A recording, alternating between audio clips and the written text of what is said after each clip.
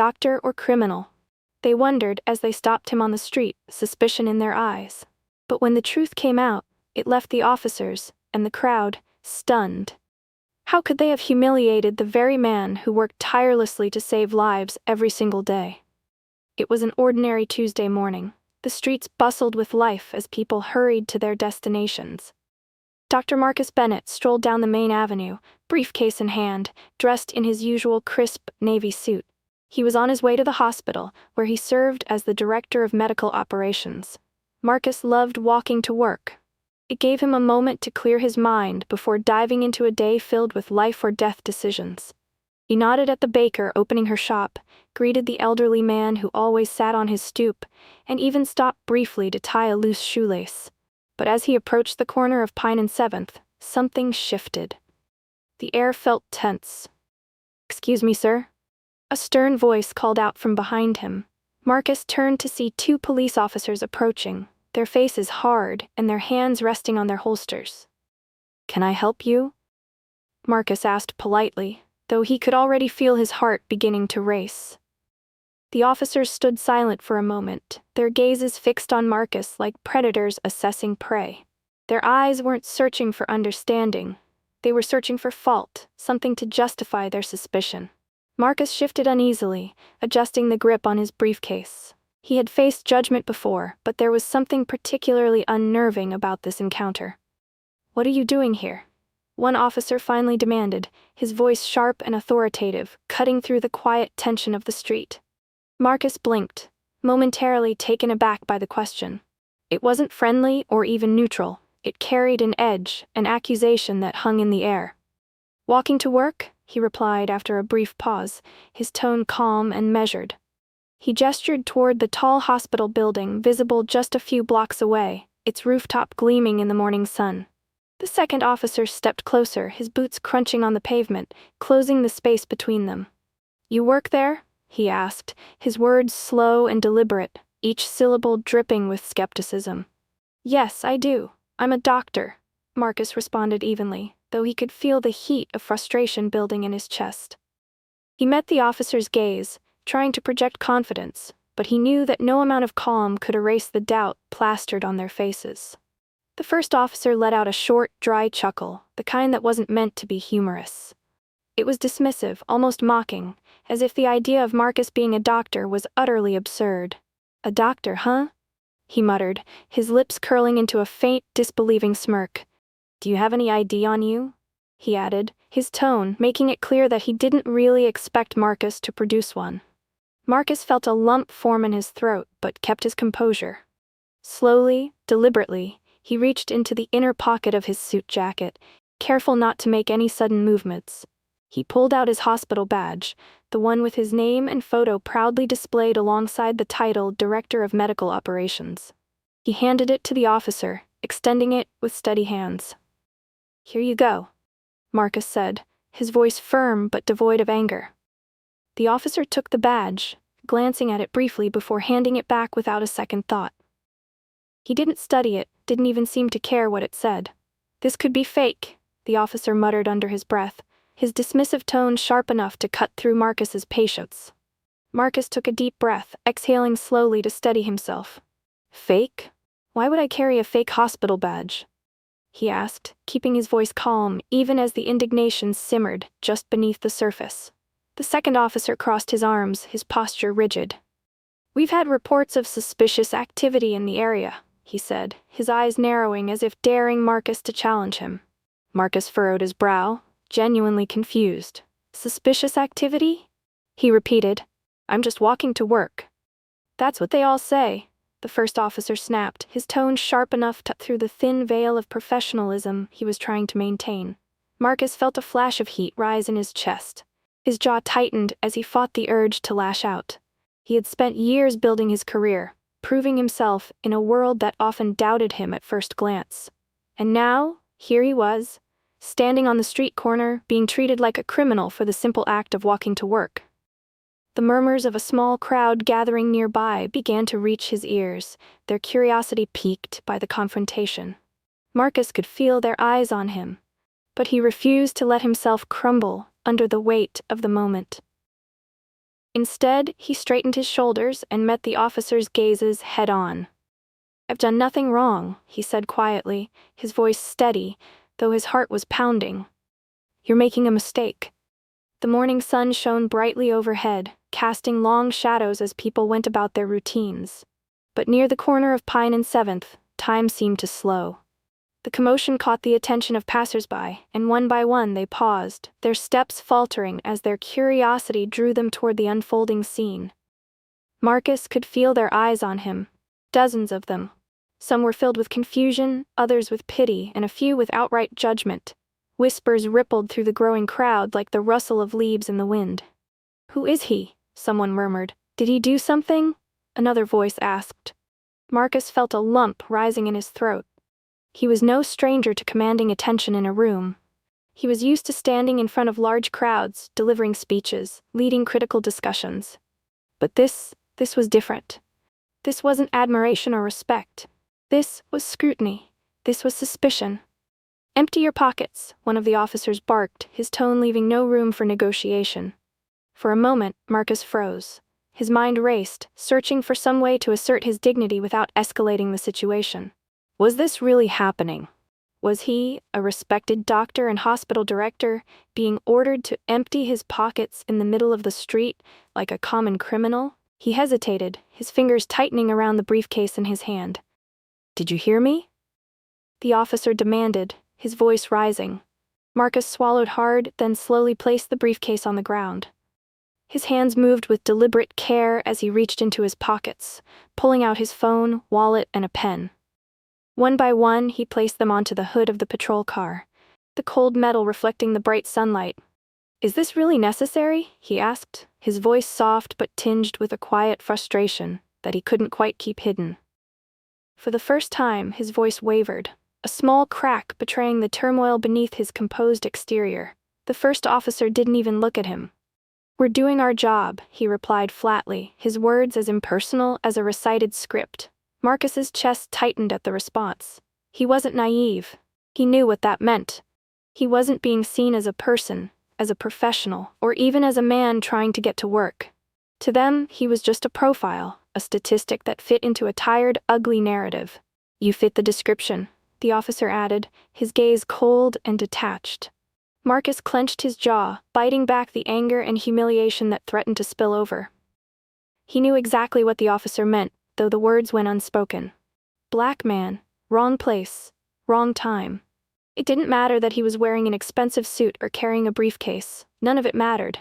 He took a deep breath, his hands balling into fists at his sides. The voices of the crowd grew louder now, a low murmur that hung in the air like a distant storm. "What description?" Marcus finally asked, his voice calm but sharp, piercing through the noise around him. "What exactly am I supposed to have done?" The officer didn't answer. He simply stepped closer, towering over Marcus as if the sheer weight of his presence would silence any further questions. Marcus stood his ground, but inside he felt the walls closing in. The humiliation was suffocating. He thought of his patients, his staff, the people who trusted him with their lives. If any of them saw him now, would they recognize him? Or would they see what these officers saw? A man stripped of his identity, reduced to nothing more than a vague, suspicious figure? The crowd grew larger, their stares heavier, as Marcus stood under the weight of it all. He didn't know whether to feel anger, shame, or despair. All he knew was that every second felt like an eternity. And all he could do was wait. Wait for the officers to decide what came next. The officers continued their search, rifling through Marcus's belongings with a mechanical indifference that made the humiliation all the more unbearable. Each item they touched, a sleek phone, a leather wallet, a neatly folded handkerchief, felt like another piece of his dignity being stripped away in front of the growing crowd. And then, slicing through the thick tension, came a voice Marcus recognized immediately. "Dr. Bennett? Is that you?" Marcus's head whipped around toward the sound. Emerging from the crowd was Nurse Angela, one of his most trusted colleagues at St. Mary's Hospital. Her face was a mixture of disbelief and righteous anger as she hurried toward the scene. "Angela," Marcus managed, his voice heavy with a mix of relief and embarrassment. Angela's sharp eyes took in the scene, Marcus's belongings spread across the hood of the patrol car, the officers looming over him, and the crowd watching like an audience at a grim spectacle. Her expression darkened. "What is going on here?" she demanded, her voice cutting through the murmurs of the bystanders. The officers froze, their confidence faltering for the first time. One of them stepped forward hesitantly. "Do you know this man?" he asked, his earlier authority replaced with uncertainty. "Know him?" Angela echoed, her voice rising. She let out a disbelieving laugh. "This is Dr. Marcus Bennett, the director of medical operations at St. Mary's Hospital. What on earth are you doing to him?" The officers exchanged panicked glances. The smirks and suspicion that had been etched on their faces were now replaced by a pale, nervous confusion. Angela didn't wait for a response. She reached into her bag and pulled out her phone, holding it up like a weapon. "I'm calling the hospital's chief administrator right now," she declared, her voice firm and unwavering. "This is unacceptable, and you will be held accountable."